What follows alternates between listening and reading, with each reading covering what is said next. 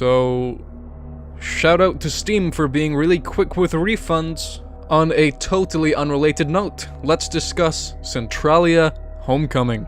It's a relatively new survival horror game that appears to take a lot of inspiration from Silent Hill, to the point that it's named after the place that Silent Hill is based on, and it's developed by the wonderfully named Indie Games Studio. Yes, really. So, where to begin with this one? I guess we should just start with the good stuff. Great, now that that's done with, let's discuss the story. I watched her stuff right when she started, because she got a shout out by one of the big creepypasta boys. It might have been... What the hell is this? We're playing as the world's worst Chills impersonator who has lost his vulnerable family member in Scary Town. Blare your siren if you've heard that one before. And we must save his family because that is what he is instinctually and narratively predisposed to do. Whoops, never mind, he fucking annihilated his daughter with a shotgun. I guess that's a bit less cliche. And then there's some weird stuff with a cowboy goth and some shirtless cultist nonce mixed in with the real history of Centralia, Pennsylvania, which is infinitely more interesting than the AI-generated creepypasta story that this spits out at us. My name is Henry Nelson. I'm working for my daughter. Oh god. Have you seen her? She's a 12-year-old. You're asking this guy if he's seen a 12-year-old girl?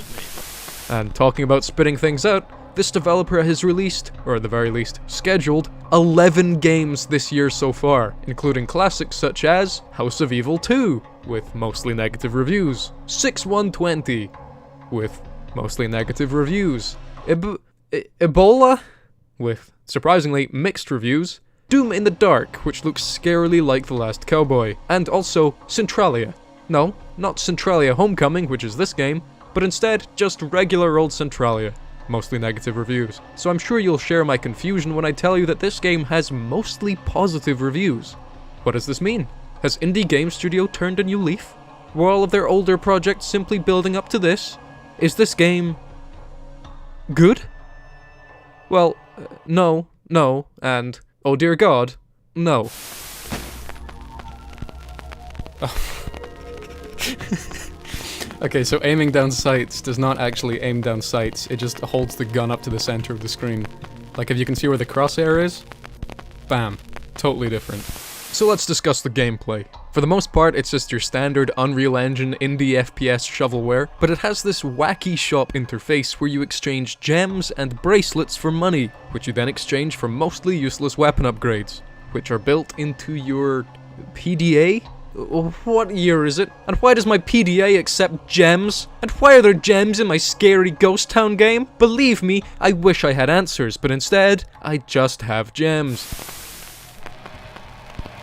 Oh, alright. Oh, alright. I think I'm,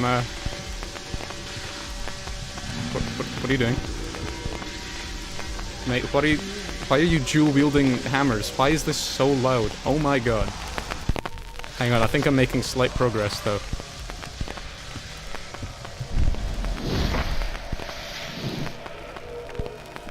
We did it. We beat Centralia. The enemy variety is... curious.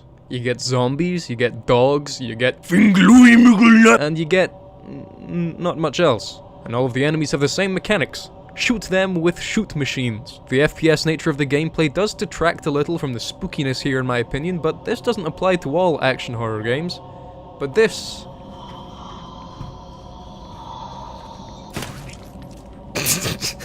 I mean, come on, it's not easy to make gameplay synergize with the tone of the game, but, you know, Lost in Vivo did it, Resident Evil 7 did it, Cry of Fear did it, Dead Space did it.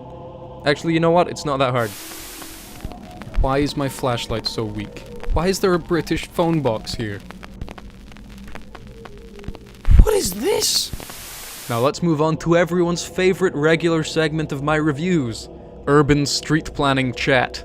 And on my trusty street design tier list, this game lands firmly in the F tier, because the roads, while generally conforming to the classic Mohenjo-Daro gridiron pattern, don't fucking lead anywhere.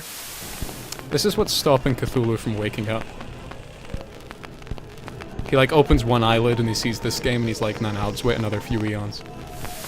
According to the Steam page, the voice acting is done by, brace yourself, popular YouTubers, which is both worrying and frankly insulting. I think the main character is voiced by horror narration YouTuber Mr. Nightmare, though I'm not certain. Hello? Hello? Where's my daughter, you bastard? Fucking hell. Who was that? What's going on here? And I apologize for calling you a Chills impersonator, Sir Nightmare, but I mean, come on. You have 15,000 times as many subscribers than me. You can do better than Indie Game Studio and their god-awful asset flip Silent Hill cash-in trash game.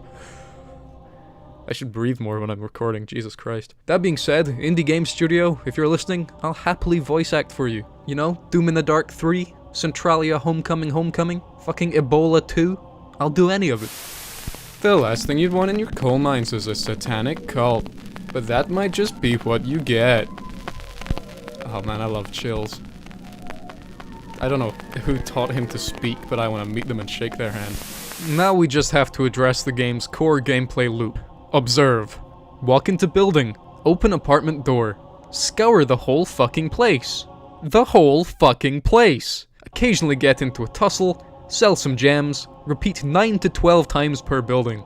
Holy Christ, this is tedious. God bless the people in my Twitch chat that stuck around through hours of this nonsense. You guys are just... mwah. Did I mention that you have to scour the entire building? Because you do. Every single time. God knows when the next key will pop up. Maybe in this cupboard. Or maybe in this cupboard. Or maybe in this cupboard. All the cupboards are openable, goddammit! Is there some kind of secret wall? Aha. Did I fall out of this? Is that what just happened? That was an interesting choice of animation, but there we go.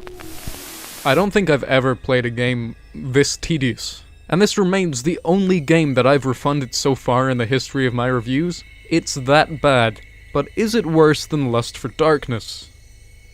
Well, no. Don't get me wrong, it's still unsalvageable trash, but Lust for Darkness genuinely made me angry. It got Lovecraft wrong, it was unoriginal, it approached sensitive topics in the worst way, and it was needlessly edgy. But this is just pure wholesome garbage. It's cynical asset flip shovelware with a terrible story, terrible gameplay, and bloated playtime, but it's not aggressively bad. It's just normally bad. In every measurable way. Nice. That's where we get good gun. Oh god, I found... Guys, I found the, console.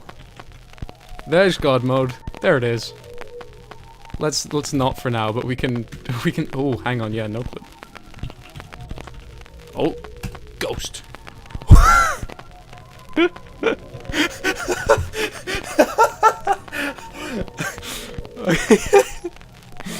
Let's go! Da-na-na-na-na. Oh, I have to turn it off if I want to go upwards, though. That's the flaw with ghosts. Oh god, how do I turn it off?